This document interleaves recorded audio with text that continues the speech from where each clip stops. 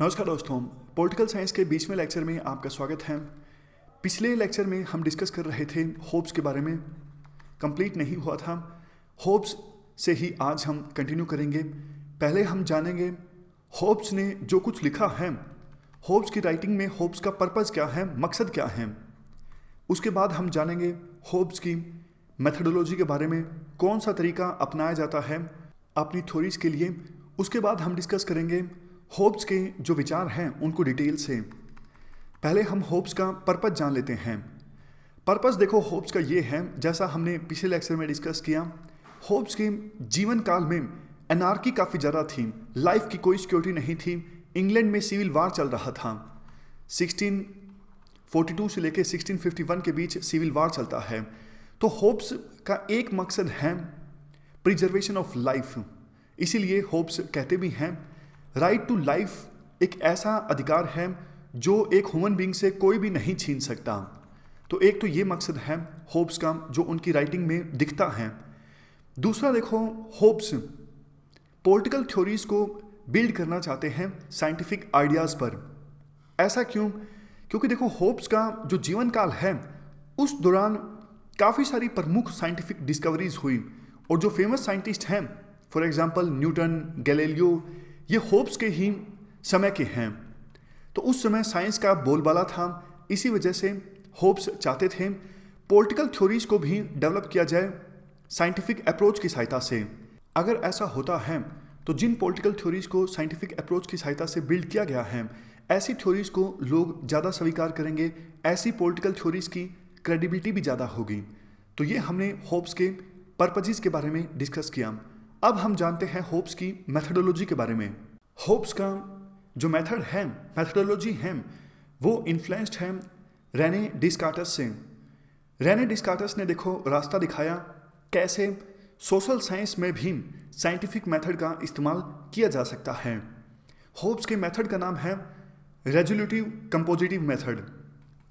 नाम ध्यान से देख लीजिए, रेजोल्यूटिव कंपोजिटिव मेथड। ये मेथड का नाम है जो होब्स ने फॉलो किया अपने विचार प्रस्तुत करने के लिए। होता क्या है इस मेथड में? इस मेथड में देखो ये होता है, सबसे पहले किसी कॉम्प्लेक्स फेनोमेनन को ऑब्जर्व किया जाता है, ध्यान से देखा जाता है। उसके बाद मान लीजिए ये कोई कॉम्प्लेक्स फेनोमेनन है, तो पहले सबसे पहले इस कॉम्प्लेक्स फेनोमेनन को ध्यान से देखा जाएगा, ऑब्जर्व किया जाएगा। उसके बाद इस फेनोमेनन के अंदर जितने भी एलिमेंट्स हैं उनको ब्रेक किया जाएगा, तोड़ा जाएगा। मान लीजिए इस फेनोमेनन के अंदर ये एक एलिमेंट है, ये भी एलिमेंट है, ये भी एलिमेंट है, ये भी एलिमेंट है। तो इन सभी एलिमेंट्स को तोड़ा जाएगा और उसके बाद देखा जाएगा कि इन सब एलिमेंट्स के बीच कोरिलेशन क्या है, लिंक क्या है इन सब एलिमेंट्स के बीच। समझ रहे हो ना? सबसे पहले कॉम्प्लेक्स फेनोमेनन को ऑब्जर्व किया, ऑब्जर्व करने के बाद उस फेनोमेनन को विभिन्न एलिमेंट्स के बीच तोड़ा, और उसके बाद देखा जितने भी एलिमेंट्स हैं उन सब के बीच लिंक क्या है, कोरिलेशन क्या है। ये सब करने के बाद अंत में एक्सप्लेनेशन दी जाती है, यानी जनरलाइज किया जाता है कॉम्प्लेक्स फेनोमेनन काम कैसे कर रहा है। अब हम समझेंगे होब्स कैसे अपने इस रेजोल्यूटिव कंपोजिटिव मेथड को अप्लाई करते हैं पॉलिटिक्स को समझने के लिए। जैसा हमने पहले डिस्कस किया, होब्स काफ़ी ज़्यादा इन्फ्लुएंस्ड थे रेने डिस्कार्टस से, न्यूटन से, गैलीलियो से। तो होब्स को ये लगता था फिजिक्स, ज्योमेट्री, इन सब का इस्तेमाल किया जा सकता है पॉलिटिकल थ्योरी बिल्ड करने के लिए। तो अब हम एग्जाम्पल समझते हैं कैसे पॉलिटिक्स को समझने के लिए होब्स अपना रेजोल्यूटिव कंपोजिटिव मेथड अप्लाई करते हैं।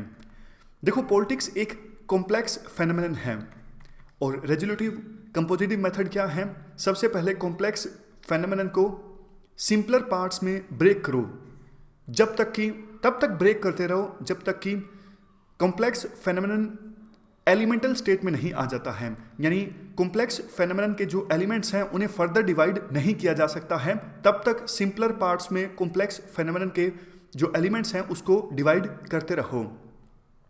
तो अब देखो, अगर हम पॉलिटिक्स को डिवाइड करेंगे, पॉलिटिक्स जैसे कॉम्प्लेक्स फेनोमेनन को समझने के लिए इसे डिवाइड करेंगे, तो हमें ये पता लगेगा पॉलिटिक्स के अंदर पॉलिटिकल इंस्टीट्यूशंस हैं,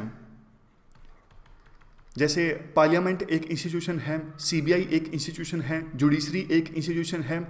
ये सब इंस्टीट्यूशन कैसे काम कर रहे हैं इस बात पर डिपेंड करता है पॉलिटिक्स कैसे काम कर रही है। लेकिन देखो, इंस्टीट्यूशंस एलिमेंटल स्टेट नहीं है, इसे भी फर्दर डिवाइड किया जा सकता है।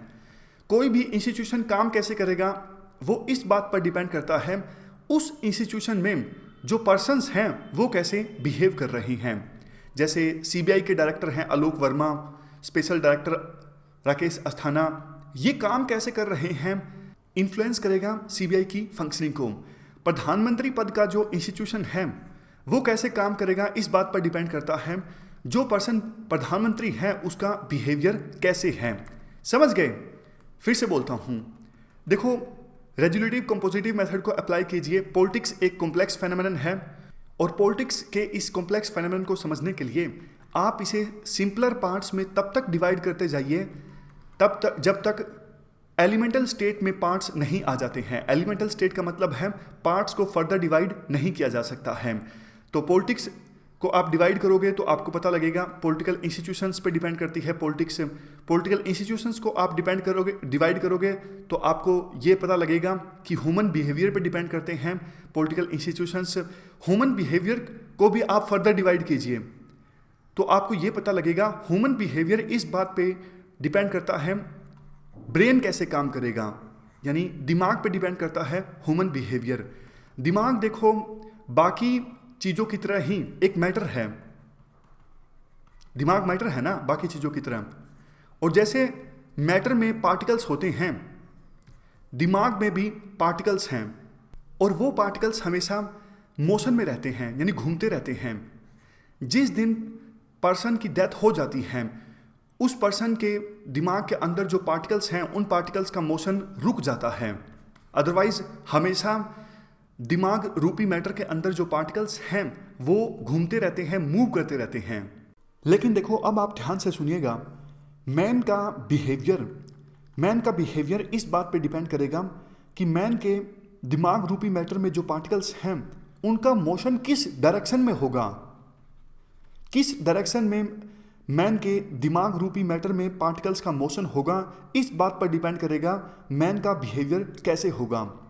लेकिन क्वेश्चन ये उठता है, ये कैसे डिसाइड होगा कि मैन के दिमाग रूपी मैटर में पार्टिकल्स का मोशन किस डायरेक्शन में होगा? ये कैसे डिपेंड करेगा? देखो, ये एक्सटर्नल स्टिमुलस पे डिपेंड करेगा, मतलब किसी एक्सटर्नल एक्शन पे डिपेंड करेगा कि मैन के दिमाग रूपी मैटर में जो पार्टिकल्स हैं वो किस डायरेक्शन में जाएंगे। जैसे मैं आपको एग्जांपल देता हूँ, मुझे पढ़ना अच्छा लगता है तो जब मैं पढ़ूंगा तो उसी डायरेक्शन में मेरे ब्रेन के जो पार्टिकल्स हैं वो मूव करने लगेंगे, उनका मोशन देखने को मिलेगा। तो होगा क्या, इससे मुझे प्लेजर हासिल होगा, जब मैं पढ़ रहा हूँगा आनंद मिलेगा। लेकिन देखो, कोई एक ऐसी एक्टिविटी, मान लीजिए मुझे टाइम वेस्ट करना बहुत ज़्यादा बुरा लगता है, तो जब खाली बैठा हूँगा, टाइम वेस्ट मैं कर रहा हूँगा, तो उस समय मेरे ब्रेन के जो पार्टिकल्स हैं वो अपोजिट डायरेक्शन में मूव करने लगेंगे और मुझे पेन होगा, दर्द होगा। यानी कहने का एसेंस ये है, दिमाग के जो पार्टिकल्स हैं वो किस डायरेक्शन में मूव करेंगे वो डिपेंड करेगा एक्सटर्नल स्टिमुलस पे, यानी किसी एक्सटर्नल एक्टिविटी पे। और दिमाग के पार्टिकल्स जिस डायरेक्शन में मूव करेंगे उस बात पर डिपेंड करेगा, उस चीज़ पर डिपेंड करेगा रिस्पॉन्स कैसा होगा। देखो, सभी प्रकार के रिस्पॉन्सेज को आप दो बेसिक और फंडामेंटल रिस्पॉन्सेज में डिवाइड कर सकते हो, जैसे लव या फिर एवर्जन। लव का मतलब होता है प्यार और एवर्जन का मतलब होता है किस चीज़ के प्रति नफरत, या फिर इंक्लिनेशन और डिसइंक्लिनेशन, किसी चीज़ के प्रति झुकाव, लगाव, या फिर किसी चीज़ के प्रति नफरत, डिसअट्रैक्शन, या फिर आप इसे कह सकते हो लाइकिंग और डिसलाइकिंग। ये सभी एक ही चीज़ें हैं। कहने का एसेंस फिर से बोलता हूँ, यहाँ पर ये है कि ब्रेन की पार्टिकल्स की मूवमेंट किस डायरेक्शन में होगी उस बात पर डिपेंड करेगा रिस्पॉन्स कैसा होगा। और सभी प्रकार के रिस्पॉन्सेज को आप दो रिस्पॉन्सेज में डिवाइड कर सकते हो। उसे आप लव कह लीजिए, एवर्जन कह लीजिए, लाइकिंग और डिसलाइकिंग कह लीजिए, इंक्लिनेशन और डिसइंक्लिनेशन कह लीजिए, या फिर प्लेजर और पेन कह लीजिए। यानी जब मैं कोई एक्टिविटी करूँगा या तो मुझे प्लेजर मिलेगा या फिर पेन होगा। या तो मुझे किसी चीज़ से लव होगा या फिर एवर्जन होगा, मतलब प्यार होगा या फिर नफरत होगी। पढ़ाई के प्रति या तो आपका इंक्लिनेशन होगा या फिर डिसइंक्लिनेशन होगा। आपके रिस्पॉन्सेज दो ही तरह के होते हैं। देखो, इस पूरी थ्योरी को आप सीरियस मत लीजिए, सिर्फ होप्स ने ये थ्योरी दी और समझने की कोशिश कीजिए, क्योंकि होप्स कहते हैं ये जो मेरी थ्योरी है वो साइंटिफिक अप्रोच के आधार पर है, लेकिन वास्तव में होप्स की ये जो थ्योरी है वो साइंटिफिक अप्रोच के आधार पर है नहीं, क्योंकि आपको भी पता है रिस्पॉन्सेज कई तरह के होते हैं। लेकिन होप्स की थ्योरी को बस होप्स के नज़रिए से समझने की कोशिश कीजिए। यहाँ पर कहीं आप ऐसा दिमाग लगाओ कि नहीं रिस्पॉन्सेज तो और भी प्रकार के होते हैं, वो बात आपकी सच है, लेकिन होप्स की क्या थ्योरी है, होप्स का क्या मेथड है, वो आप समझिए। होप्स ने कहा है ये सिर्फ दो ही रिस्पॉन्स होते हैं। फिर से बोलता हूँ, आप थ्योरी को समझने की कोशिश कीजिए होप्स के नज़रिए से, और आगे भी आपको ऐसा ही करना है। देखो, थिंकर्स जो ये थ्योरीज देते हैं ना, ऐसा थोड़ी है इनकी थ्योरीज सच हैं, बस हमें ये समझना है थिंकर ने अपनी थ्योरी में कहा क्या है, मतलब होप्स की जो भी थ्योरी है वो है क्या। फिर से आइए होप्स की थ्योरी की तरफ। होप्स ने देखो कहा था हमें उन चीज़ों से प्लेजर मिलती है जो चीज़ें हमें पसंद हैं, जिन चीज़ों के प्रति हमारी लाइकिंग है। ऐसा इसलिए होता है क्योंकि उन चीज़ों को जब हम करते हैं तो हमारे दिमाग के जो पार्टिकल्स हैं वो उसी डायरेक्शन में इंक्लाइन हो जाते हैं, उसी डायरेक्शन में मूव करने लगते हैं। होप्स ये भी कहते हैं दिमाग के पार्टिकल्स किस डायरेक्शन में मूव करेंगे उस मूवमेंट को हम कंट्रोल नहीं कर सकते। ये डिपेंड करता है एक्सटर्नल स्टिमुलस पे, यानी एक्सटर्नल एक्टिविटीज़ पे डिपेंड करता है हमारे दिमाग के पार्टिकल्स किस डायरेक्शन में मूव करेंगे। वही एग्जांपल फिर से लीजिए। अगर मान लीजिए मुझे पढ़ना अच्छा लगता है, मैं पढ़ता हूँ, ये एक एक्सटर्नल स्टिमुलस है, एक्सटर्नल एक्टिविटी है, तो मेरे दिमाग के पार्टिकल्स उसी डायरेक्शन में फ्लो करने लगेंगे। अगर मैं टाइम वेस्ट कर रहा हूँ जो कि मुझे पसंद नहीं है, तो मेरे दिमाग के जो पार्टिकल्स हैं वो दूसरी डायरेक्शन में मूव करने लगेंगे। लेकिन पढ़ना या फिर टाइम वेस्ट करना ये क्या है? ये एक्सटर्नल एक्टिविटी है, एक्सटर्नल पुश है, एक्सटर्नल स्टिमुलस है। तो एक्सटर्नल स्टिमुलस पर डिपेंड करता है कि हमारे दिमाग के पार्टिकल्स किस डायरेक्शन में जाएंगे। इसका मतलब ये है दो बेसिक इमोशंस या फिर आप कह सकते हो दो बेसिक पैशंस ह्यूमन बिहेवियर को इफेक्ट करते हैं, ह्यूमन बिहेवियर को शेप करते हैं। वो हैं लव एंड एवर्जन, या फिर आप इसे कह सकते हैं प्लेजर और पेन।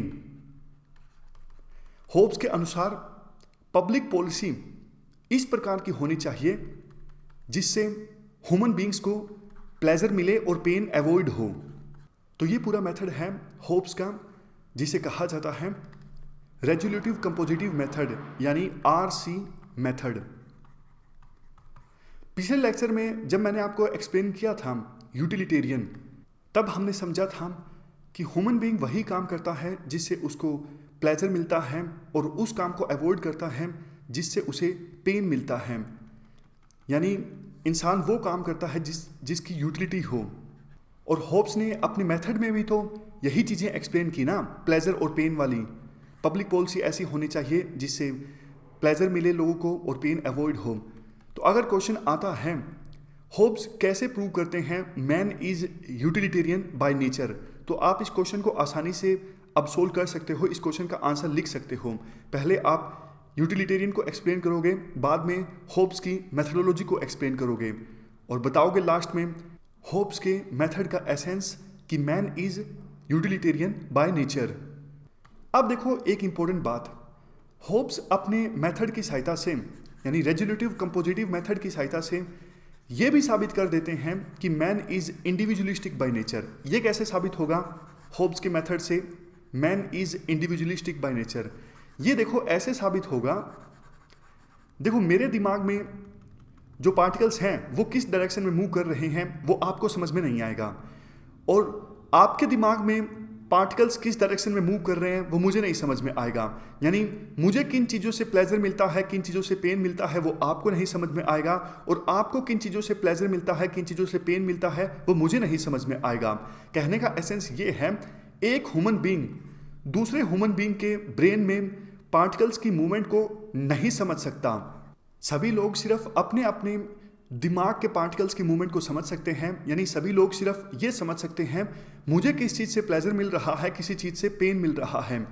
लेकिन दूसरों के प्लेजर और पेन को नहीं समझ सकते ह्यूमन बींग्स, और इसमें कुछ गलत भी नहीं है क्योंकि नेचर ने ह्यूमन बींग्स को बनाया ही ऐसे हैं। अगर मैन इंडिविजुअलिस्टिक है, यानी मैन सिर्फ अपने इंटरेस्ट पर फोकस करता है, सोसाइटी के इंटरेस्ट पर फोकस नहीं करता है, इस बात में कुछ गलत नहीं है। अगर मैन यूटिलिटेरियन है नेचर से, तो इस बात में भी कुछ गलत नहीं है। ये सब चीज़ें होब्स के द्वारा बोली जाती हैं। तो इस प्रकार से हमने होब्स के मेथड रेजुलेटिव कंपोजिटिव को डिटेल से समझा। अब हम जानते हैं ह्यूमन नेचर के बारे में होब्स के क्या व्यूज़ हैं, क्या बोलते हैं होब्स, ह्यूमन का नेचर कैसा होता है। होब्स कहते हैं कि देखो, मैन नेचर से सोशल एनिमल नहीं है। आपको याद होगा एरिस्टोटल जब हमने डिस्कस किया था, तब एरिस्टोटल ने यह कहा था man is by nature A political animal, या फिर man is by nature A social animal. Aristotle के द्वारा यह भी बोला गया था चूंकि मैन नेचर से एक सोशल एनिमल है, इसीलिए स्टेट जो है वो एक नेचुरल इंस्टीट्यूशन है।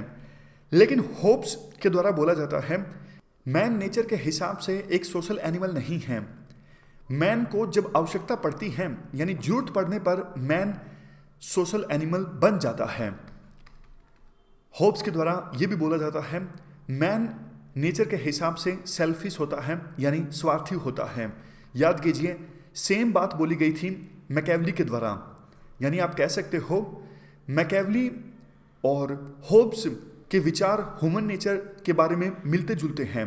दोनों के दोनों थिंकर्स, होब्स भी मैकेवली भी, इन दोनों की जो थ्योरी है ह्यूमन नेचर के बारे में, उस थ्योरी पर इमर्जिंग बुर्जुआ क्लास यानी पूंजीपति क्लास की साइकोलॉजी की झलक देखने को मिलती है।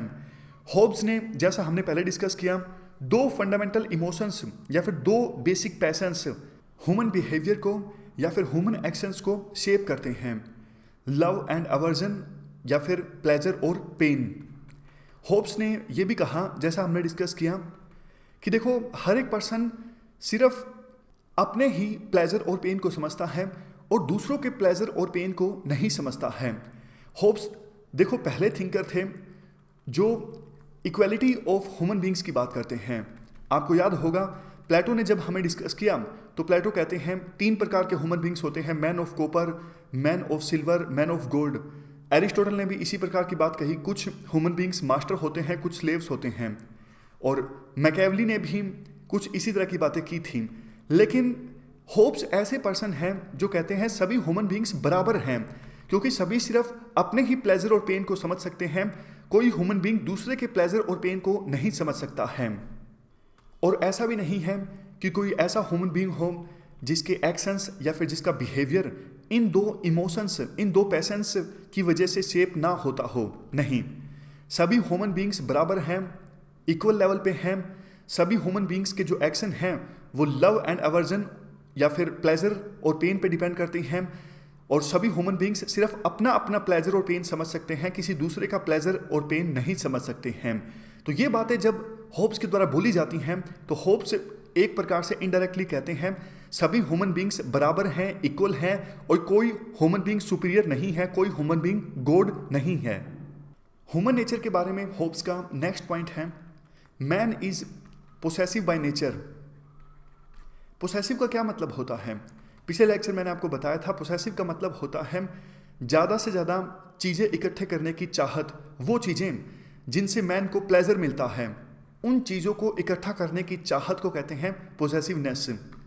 और पोसेसिवनेस का दूसरा एलिमेंट वैसे ये भी है, जो चीज़ें ऑलरेडी एग्जिस्टिंग हैं, आपके पास हैं, उन चीज़ों के लिए आपकी जरूरत से ज़्यादा प्राइड या फिर जरूरत से ज़्यादा लाइकिंग। तो ये मतलब है पोसेसिव का। होब्स कहते हैं man is by nature possessive, यानी मैन के अंदर एक इच्छा होती है ज़्यादा से ज़्यादा ऐसी चीज़ों को इकट्ठा किया जाए जिनसे उनको प्लेजर मिलती है। फॉर एग्जांपल प्रॉपर्टी से अगर मैन को प्लेजर मिलती है, खुशी मिलती है, तो मैन ज़्यादा से ज़्यादा प्रॉपर्टी इकट्ठा करना चाहता है, क्योंकि मैन के ब्रेन के जो पार्टिकल्स हैं वो उसी डायरेक्शन में मूव करने लगते हैं। लेकिन देखो प्रॉब्लम ये है कि स्टेट ऑफ नेचर याद कीजिए, पिछले लेक्चर मैंने आपको बताया था स्टेट ऑफ नेचर क्या है। स्टेट ऑफ नेचर देखो वो स्टेट है जब स्टेट का निर्माण नहीं हुआ है, यानी स्टेट बना ही नहीं है, उससे पहले के समय को कहा जाता है स्टेट ऑफ नेचर। तो इस सिचुएशन में कोई सिविल लॉ नहीं है, कोई कॉमन लॉ नहीं है। तो इस समय जैसा होब्स के अनुसार हर एक मैन प्रॉपर्टी को या फिर उन चीज़ों को इकट्ठा करना चाहता है जिससे उसको प्लेजर मिलती है। लेकिन देखो हर एक मैन ऐसा ही चाहता है, हर एक ह्यूमन बीइंग ऐसा ही चाहता है। तो सभी ह्यूमन बीइंग्स में आपस में वार देखने को मिलता है, कन्फ्लिक्ट देखने को मिलता है। मान लीजिए यहाँ पे कोई रीजन है, 15-20 ह्यूमन बीइंग्स रहते हैं, स्टेट का निर्माण नहीं हुआ है, कोई देश नहीं है, तो हर एक ह्यूमन बीइंग प्रॉपर्टी को इकट्ठा करना चाहता है, लेकिन प्रॉपर्टी तो लिमिटेड है इस रीजन में। तो हर एक ह्यूमन बीइंग के बीच कन्फ्लिक्ट देखने को मिलेगा। यहाँ पे अब बहुत जबरदस्त कंसेप्ट आएगा, ध्यान से समझिएगा। तो स्टेट ऑफ नेचर में होब्स के अनुसार कन्फ्लिक्ट होता है ह्यूमन बीइंग्स के बीच, क्योंकि सभी ह्यूमन बीइंग्स उन चीज़ों को इकट्ठा करना चाहते हैं जिससे वो प्लेजर प्राप्त कर सकते हैं, लेकिन चीज़ें तो लिमिटेड हैं। इस वजह से आपस में वार देखने को मिलता है, कन्फ्लिक्ट देखने को मिलता है ह्यूमन बीइंग्स के बीच।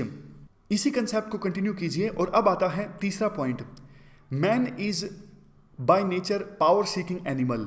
Man is by nature power seeking animal, यानी नेचर से मैन ज़्यादा से ज़्यादा पावर इकट्ठा करना चाहता है। देखो वही कंसेप्ट यहाँ पे अप्लाई कीजिए। मान लीजिए ये रीज़न है, 10-15 ह्यूमन बीइंग्स रहते हैं और ज़्यादा से ज़्यादा उस चीज़ को इकट्ठा करना चाहते हैं जिससे उनको प्लेजर मिलती है, लेकिन वो चीज़ लिमिटेड है। सभी ह्यूमन बीइंग्स का आपस में कन्फ्लिक्ट देखने को मिलेगा, वार देखने को मिलेगा, क्योंकि कोई स्टेट है नहीं, कोई कॉमन लॉ है नहीं। तो इस सिचुएशन में देखो, मान लीजिए ये ह्यूमन बीइंग है, इसका नाम है ए, इसके पास कोई प्रॉपर्टी है, तो इसको पता है कि प्रॉपर्टी से मुझे प्लेजर मिल रहा है, लेकिन बाकी ह्यूमन बीइंग्स को भी, इस रीजन में जो बाकी ह्यूमन बीइंग्स हैं उनको भी प्रॉपर्टी चाहिए। तो उसके मन में एक डर है कि अगर मेरे पास पावर नहीं है, अगर मेरे पास शक्ति नहीं है, तो बाकी ह्यूमन बीइंग्स मुझसे मेरी प्रॉपर्टी छीन लेंगे। अगर मुझसे मेरी प्रॉपर्टी छीन लेंगे तो मुझे प्लेजर कैसे हासिल होगा? क्योंकि देखो स्टेट ऑफ नेचर है, स्टेट का निर्माण अभी नहीं हुआ है, अभी कोई कॉमन सिविल लॉ है ही नहीं, सिर्फ माइट इज राइट है, जिसकी लाठी उसी की भैंस, ऐसी सिचुएशन है। तो सभी ह्यूमन बीइंग्स की कोशिश ये होगी कि ज़्यादा से ज़्यादा पावर इकट्ठा की जाए। जिस पर्सन के पास प्रॉपर्टी है वो पावर इसलिए इकट्ठा करना चाहता है क्योंकि वो सेफ रहना चाहता है, वो सिक्योर रहना चाहता है कि उसकी प्रॉपर्टी कोई छीन ना ले। और जिस पर्सन के पास प्रॉपर्टी नहीं है वो पावर इसलिए हासिल करना चाहता है क्योंकि वो दूसरों की प्रॉपर्टी छीनना चाहता है। तो एक विशियस साइकिल चलता रहता है, हर कोई पावर ही इकट्ठा करना चाहता है। इसीलिए कहा जाता है होब्स के द्वारा, man is by nature A power seeking animal. देखो होब्स के जीवन काल के समय जो सर्कमस्टांसेस थी उनकी झलक देखने को मिलती है होब्स के विचारों पर। जैसा हमने पहले डिस्कस किया था कि होब्स की मदर ने होब्स को प्री मैच्योर बर्थ दिया था। जब होब्स का जन्म होने वाला था उस समय स्पेनिश आर्माडा यानी 130 स्पेनिश शिप्स के एक समूह ने इंग्लैंड पे अटैक किया था। तो इसी वजह से होब्स की मदर ने होब्स को प्री मैच्योर बर्थ दिया था। इसीलिए एक स्टेटमेंट भी होब्स के द्वारा बोली जाती है, आई एंड फियर बोर्न टुगेदर, यानी मेरा और डर का जन्म एक साथ हुआ। ऐसी स्टेटमेंट होब्स के द्वारा बोली जाती है। और बाद में भी होब्स के जीवन के समय इंग्लैंड में सिविल वार देखने को मिला था। होब्स के अनुसार मैन को हमेशा डर रहता है, मैन हमेशा इनसिक्योर रहता है अपनी पोसेशंस के बारे में, यानी जो भी प्रॉपर्टी या फिर दूसरी चीज़ें हैं मैन की, उसको लेके मैन हमेशा डरता रहता है कि कोई दूसरा पर्सन उन चीज़ों के मुझसे छीन ना ले। इसी वजह से एक परपेचुअल डिज़ायर रहती है मैन की कि ज़्यादा से ज़्यादा प्रॉपर्टी, ज़्यादा से ज़्यादा पावर हासिल की जाए ताकि परमानेंट बेसिस पे अपनी पोसेशंस से प्लेजर हासिल किया जा सके। परमानेंट बेसिस पे देखो पोसेशन से प्लेजर तभी हासिल होगी ना जब किसी मैन के पास अनलिमिटेड पावर होगी, यानी उस मैन से ज़्यादा पावर किसी पर्सन के पास होगी ही नहीं। लेकिन देखो ऐसी सिचुएशन कभी आती ही नहीं है, इसलिए विशियस साइकिल चलता रहता है पावर इकट्ठा करने का। सिचुएशन के बारे में होब्स के द्वारा ये बोला जाता है, स्टेट ऑफ नेचर में, यानी जब तक स्टेट का निर्माण नहीं हुआ है, कोई कॉमन लॉ नहीं है, ह्यूमन बींग्स के बीच आपस में कन्फ्लिक्ट है, सभी पावर इकट्ठा करने में लगे हुए हैं, ऐसी सिचुएशन के बारे में होब्स के द्वारा कहा जाता है लाइफ मैन की ऐसी सिचुएशन में नास्टी, पुअर, ब्रूटिस एंड सोट है। बहुत छोटी लाइफ है, बहुत बेकार लाइफ है ऐसी सिचुएशन में। और भी काफ़ी सारी स्टेटमेंट्स होब्स के द्वारा बोली जाती हैं ऐसी सिचुएशन के बारे में। State of nature is a state of war, all against all. सबका एक दूसरे के साथ युद्ध है स्टेट ऑफ नेचर में, क्योंकि सबका एक दूसरे के साथ कन्फ्लिक्ट है, सभी पावर इकट्ठा करने में लगे हुए हैं। ऐसी सिचुएशन में देखो, ना तो आर्ट का कोई स्कोप है, ना ही लिटरेचर का कोई स्कोप है, ना ही लेटर्स का कोई स्कोप है, और ना ही नेविगेशनल इंडस्ट्री का कोई स्कोप है। ऐसी सिचुएशन से मैन बाहर आना चाहता है। आप बताओ, ऐसी सिचुएशन में कोई रहना चाहेगा जब हमेशा डर लगता रहता है, बस एक ही काम है पावर इकट्ठा करना, ना आर्ट का कोई स्कोप है, ना लिटरेचर का कोई स्कोप है? कौन रहना चाहेगा ऐसी सिचुएशन में? तो सभी ह्यूमन बींग्स ऐसी सिचुएशन से बाहर आना चाहते हैं, और बाहर आने के लिए ही स्टेट का निर्माण किया जाता है, यानी एक कॉन्ट्रैक्ट साइन किया जाता है सभी ह्यूमन बींग्स के बीच। एक रीजन में रहने वाले ह्यूमन बींग्स आपस में डिसाइड करते हैं कि भैया थोड़े राइट तुम अपने छोड़ दो, थोड़े तुम अपने छोड़ दो, और राइट्स दे देते हैं एक थर्ड पार्टी को। थर्ड पार्टी होगा state. State land order maintain करेगा। ये पूरा कंसेप्ट है होब्स के सोशल कॉन्ट्रैक्ट का, जो हम कल डिस्कस करेंगे। देखो, होब्स के विचारों पर एक बात मैं बार बार कह रहा हूँ, होब्स के जीवन काल की झलक देखने को मिलती है, क्योंकि उस समय एनार्की थी बहुत ज़्यादा, और कोई भी ह्यूमन बीइंग अपनी लाइफ अच्छे से मेंटेन नहीं कर पा रहा था, डर था सब में। इसी वजह से होब्स लैंड ऑर्डर चाहते थे, और ऐसी सिचुएशन से बहुत ज़्यादा नफरत करते थे। ऐसी सिचुएशन को ही होब्स के द्वारा बोला जाता है स्टेट ऑफ नेचर। कल हम डिस्कस करेंगे सोशल कॉन्ट्रैक्ट के बारे में। फिलहाल इस डिस्कशन में इतना ही है। Thank you very much for discussion.